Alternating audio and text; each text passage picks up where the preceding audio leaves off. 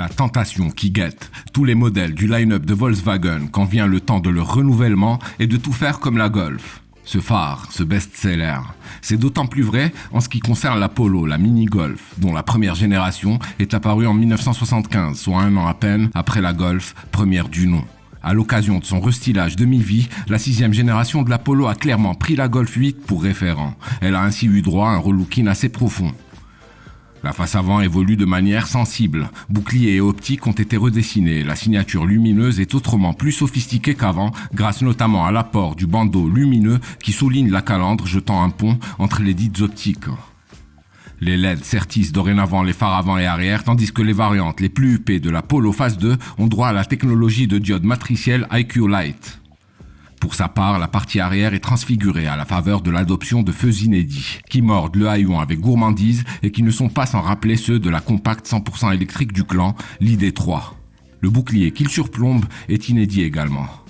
Il y a aussi lieu de signaler que la Polo adopte le nouveau logo de la marque, de même qu'un lettrage plus dans l'air du temps. À bord, à l'image de la Golf 8, la Polo entre de plein pied dans l'ère du tout digital. La plupart des commandes physiques ont disparu. La présentation est plus épurée, plus moderne. On note du reste l'apparition d'un volant inédit qui contient pour sa part autant de boutons que celui de la phase 1, pas moins de 18 commandes au total. La Polo Facelift a droit à une instrumentation numérique de 10,25 pouces dès la finition d'entrée de gamme. En revanche, 4 systèmes d'infotainment sont disponibles. La moins bien lotie des Polo embarque un écran central de 6 pouces et demi, interface de la 2e génération du MIB, le système multimédia maison.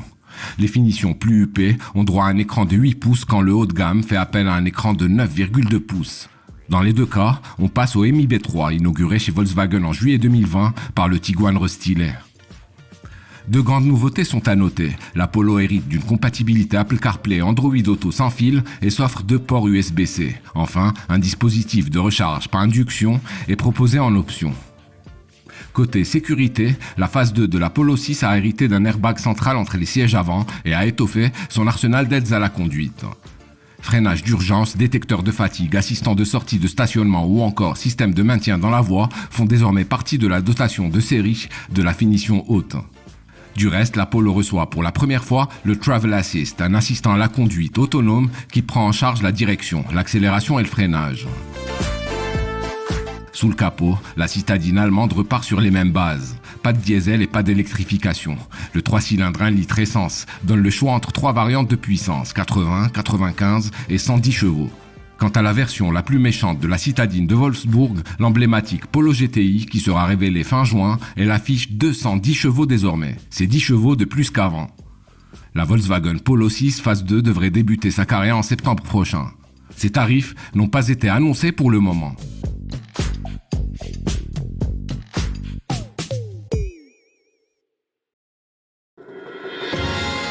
À très vite sur wandelou.com.